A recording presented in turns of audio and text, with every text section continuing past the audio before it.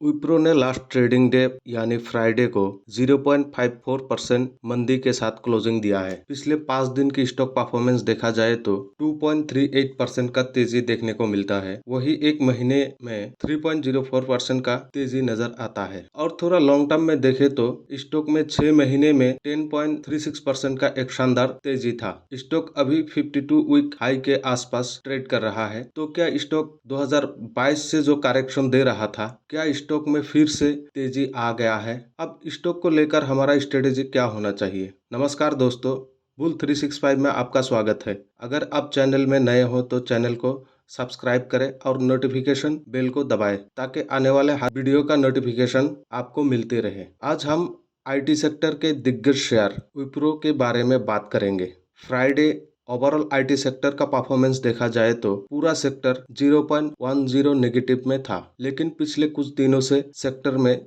तेजी देखने को मिल रहा है, जिसका असर हमें विप्रो में भी दिख रहा है। देखा जाए तो स्टॉक जनवरी 2022 से लगातार करेक्शन दे रहा था। विप्रो जैसा फंडामेंटली और टेक्निकली स्ट्रॉन्ग स्टॉक 50% से ज्यादा का करेक्शन, उसके बाद भारी भरकम वॉल्यूम के साथ रिवर्स आना, ये क्या सिग्नल देता है आप समझ सकते हो। स्टॉक ने नया 52 हाई भी बनाया है। वैसे तो बहुत सारे रिटेल इन्वेस्टर इस स्टॉक में फंसे हुए हैं, उसमें कुछ इन्वेस्टर निराश होकर लॉस भी बुक किया हुआ है, लेकिन पेशेंस के साथ जो इन्वेस्टर स्टॉक में रुके हुए हैं उनके लिए अच्छे दिन शुरू हुआ है। दोस्तों, ऐसा मैं क्यों बोल रहा हूँ, चलिए देख लेते हैं। स्टॉक में पिछले कुछ दिनों से लगातार तेजी देख सकते हैं। देखा जाए तो स्टॉक ने last month and last week को भी ब्रेक किया हुआ है। इस तेजी ने इन्वेस्टरों को एक उम्मीद जगाई है। क्या ये उम्मीद टिक पाएगी?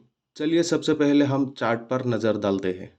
यहाँ पर डेली चार्ट पैटर्न में स्टॉक का परफॉर्मेंस देखा जाए तो 31 अगस्त को स्टॉक में एक अच्छा वॉल्यूम आया। उसका असर हमें अगले ही दिन देखने को मिला एक शानदार ब्रेकआउट के साथ। 4 सितंबर को गैप अप ओपन हुआ।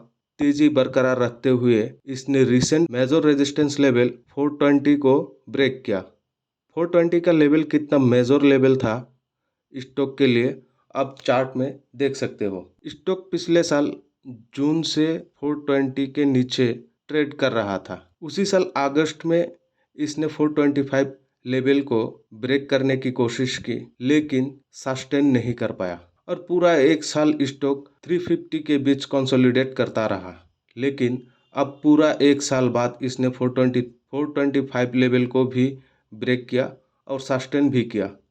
अब 425 लेवल को सपोर्ट बनाते हुए मार्केट थोड़ा रिट्रेस होने की चांस है। अब देखना ये है करंट रिट्रेसमेंट 420 लेवल को ब्रेक करता है या नहीं।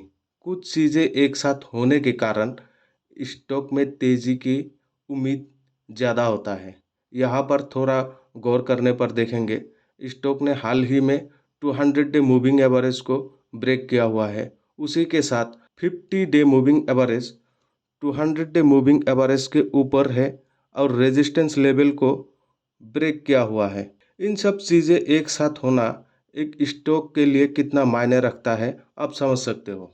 देखा जाए तो स्टॉक ने 425 लेवल पे एक सपोर्ट बना रहा है और आगे ये स्टॉक 445 लेवल को ब्रेक करता है तो स्टॉक इजीली 500 लेवल को अचीव कर सकता है। वैसे तो लॉन्ग टर्म नज़रिए से देखा जाए तो अगले कुछ ही दिनों में 600 की लेवल को ब्रेक करने की पूरा चांस है। चलिए आगे हम विप्रो रिलेटेड कुछ आर्टिकल पर नज़र डालते हैं। यहाँ बिजनेस लाइन के आर्टिकल है 6 सितंबर 2023 का।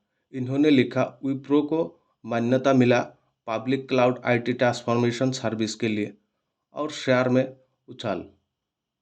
आप आर्टिकल को डिटेल में पढ़ सकते हो। यहाँ ओवरऑल विप्रो को बुलिश सेंटिमेंट समझाया गया है। दूसरी ओर फिनेंस रूल वेबसाइट ने 29 अगस्त 2023 को विप्रो शेयर को लेकर 2030 तक एक लॉन्ग टर्म टारगेट प्रेडिक्ट किया है। इन्होंने ओवरऑल डाटा एनालिसिस के ऊपर एक टारगेट सेट किया है।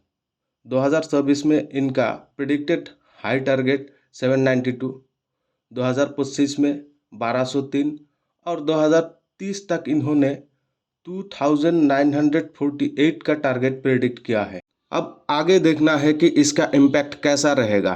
तो ओवरऑल टेक्निकल इंडिकेटर्स और एनालिस्ट का लॉन्ग टर्म नज़रिया पॉजिटिव है। अगर हम लॉन्ग टर्म के लिए खुद का प्लानिंग और स्ट्रेटेजी के साथ, मतलब अपने पूरे कैपिटल को एक साथ ना लगाकर थोड़ा थोड़ा, क्योंकि मार्केट कभी भी एक साथ ऊपर नहीं जाता, हर रिट्रेसमेंट में एक्यूमुलेट करना, तब जाके चीज़ें आसान होता है।